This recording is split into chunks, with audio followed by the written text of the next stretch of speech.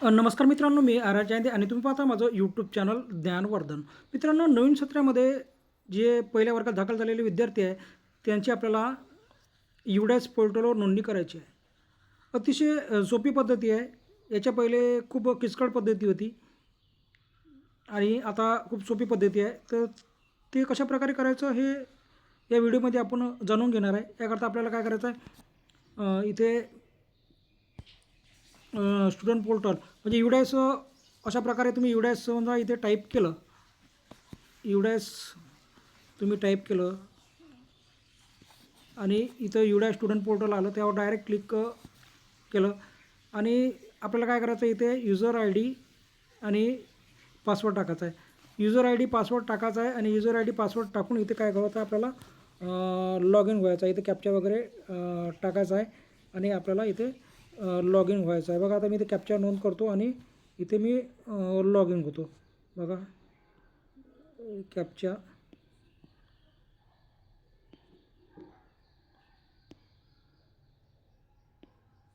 बघा हे मोबाईलवरच मी करत आहे. याकरता आपल्याला डेस्कटॉप मोड केल्यानंतर आपल्याला जसं आपल्याला लॅपटॉपमध्ये दिसते बघा इथे आता मी इथे लॉग इन झाल्यानंतर इथे 27/7/27वर क्लिक करा. 27/27वर क्लिक केल्यानंतर इथे अशा प्रकारे एक पॉपअप विंडो येईल. क्लोजवर क्लिक करा, पुन्हा क्लोजवर क्लिक करा आणि क्लोजवर क्लिक केल्यानंतर अशा प्रकारे तुमच्यासमोर पेज येईल. बघा इथे क्लास वाईज इथे पटसंख्या दिलेली आहे.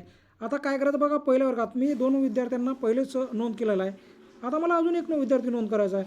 तर मी या बाजूचा एक यारो आहे, त्या यारोवर क्लिक केलं आणि अशा प्रकारे इथे पेज आलं. ॲड स्टुडंटवर मी जातो. बघा ॲड स्टुडंटवर गेल्यानंतर अशा प्रकारे फॉर्म ओपन होईल. बघा इथे दिलेला आहे सेक्शन 1 क्लास 1 सेक्शन 1 2026-27 दिलेला आहे. सेक आधार नंबर. आता आपल्याला काय करायचं आहे इथे त्याचा आधार नंबर टाकायचा आहे. आधार नंबर टाकल्यानंतर गो बटनावर क्लिक करायचं आहे. आता इथे असं का? कारण की बघा एकच विद्यार्थी काय होते, पालक काय करतात, समजा एखाद्या ठिकाणी दाखल करतात, मग समजा काही प्रॉब्लेम झाला तर आई आपल्या मुलाला घेऊन जाते दुसऱ्या ठिकाणी आणि अशा प्रकारे काही गोष्टी उद्भवतात. एका विद्यार्थ्याचं 2 ठिकाणी ॲडमिशन होऊ शकते. त्यामुळे आधार नंबर टाकल्यानंतर इथे लिहून येईल की ह्या विद्यार्थी कुठेच याची नोंद नाही आहे. अशा प्रकारे आपल्याला इंग्रजीमध्ये लिहून येईल आणि मग राईट क्लिक येईल. तिथे राईट क्लिक झाल्यानंतर आपण त्या विद्यार्थ्याचं समोरची प्रक्रिया करू शकतो आणि जर राईट क्लिक होणार नाही तर तो विद्यार्थी कुठेतरी दाखल आहे असं समजलं जाईल. आता इथे बघा एक एक मुद्दा पाहूया. स्टुडंट नेम, इथे तुम्हाला विद्यार्थ्याचा first name, middle name, last name असं प्रकार टाकायचा आहे आणि इथे जेंडर सिलेक्ट करायचं आहे त्याचं. बघा इथे तुम्हाला इथे जेंडर मेल फिमेल असं प्रकारे तुम्हाला इथे सिलेक्ट करायचं आहे. इथे तुम्हाला नेम टाकायचा आहे. इथे डेट ऑफ बर्थ टाकायचा आहे. बघा इथं डेट ऑफ बर्थचे पर्याय दिले. समजा 2020चे विद्यार्थी जास्त बसतात, मग इथं 2020 सिलेक्ट करायचं आहे. त्याची इथे जन्मतारीख आपल्याला काय करायचं सिलेक्ट करायचा आहे. स्टुडंट स्टेट कोड हा इथे दिलेला नाही आहे, टाकायचा नाही आहे तो. मदर नेम टाकायचा आहे, आईचं नाव इथे नोंद करायचं आहे आणि समोर बघा फादर नेम, इथे वडिलाचं नाव नोंद करायचं आहे. गार्डियन नेम म्हणजे समजा एखादी विद्यार्थी काय होते आपल्या मामाचे इथे राहते किंवा नातेवाईकाचे येते, जर गार्डियन असेल तर इथे नोंद करायची आहे किंवा कोणी दत्तक घेतलं असेल त्याची नोंद करायची आहे. आधार नंबर, आपल्याला आधार नंबर इथे अचूक टाकायचा आहे. Name of student as per Aadhaar, आधारवर जसं नाव असेल स्पेलिंग सहित कोणत्याच प्रकारे आपल्याला चूक करायची नाही, जशाच्यापैकी तसं इथे आपल्याला नाव टाकायचं आहे. ॲडमिशन डेट, त्या विद्यार्थ्याची पहिल्या वर्गात नोंद कधी केली होती आपण, ॲडमिशन कधी घेतलं हे टाकायचं आहे. इथे मदर नेम टाकायचं, आईचं नाव टाकायचं आहे. अल्टरनेट मोबाईल नंबर, इथे मोबाईल नंबर टाकायचा आहे. बघा नाही इथे मोबाईल नंबर म्हणजे इथे याचा जो मोबाईल नंबर आहे तो टाकायचा आहे. आता कोणाजवळ 2-2 मोबाईल नंबर राहतात बघा, 4.110 असा मुद्दा आहे.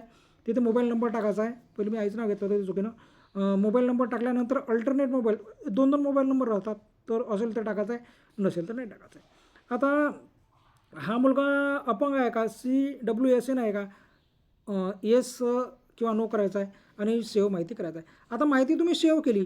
सेव्ह माहिती केल्यानंतर तुम्हाला समोरची माहिती आपल्याला इथे दिसेल. बघा आता मी तुम्हाला दाखवतो ती माहिती.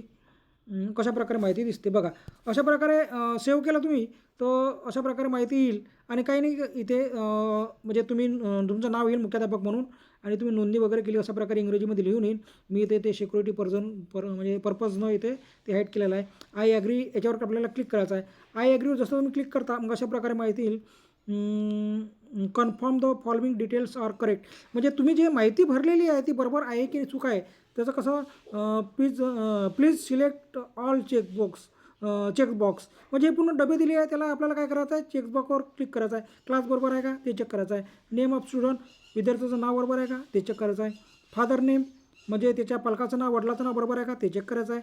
मदर नेम आईचं नाव चेक करायचं आहे आणि डेट ऑफ बर्थ चेक करायचं आहे. सर्व चेक झालं आणि इन्फॉर्मेशन सर्व बरोबर आहे याची खात्री केली. कन्फर्मवर क्लिक करायचं आहे. कन्फर्मवर क्लिक केलं की त्या मुलांची तिथे नोंदणी झालेली आहे आणि न्यू एनरोलमेंटमध्ये आपण पाहू शकता त्या विद्यार्थ्याची नोंदणी झाली की नाही अशा प्रकारे करा. कारण की आता मी ॲक्च्युअल डेमो का करून दाखवला कारण की माझी नोंदणी पहिलीच केली आहे आणि दाखलपात्र मला दोन्ही नोंद झाल्यानंतर मला तिसरं दाखलपात्र करायचं नाही म्हणून तुम्हाला हे समजावं म्हणून म्हणजे अशा प्रकारे तुम्हाला समजा माहिती मिळाली तर तुम्ही ती माहिती ऐकून किंवा पाहून तुमच्या विद्यार्थ्याची नोंदणी तिथे करू शकता.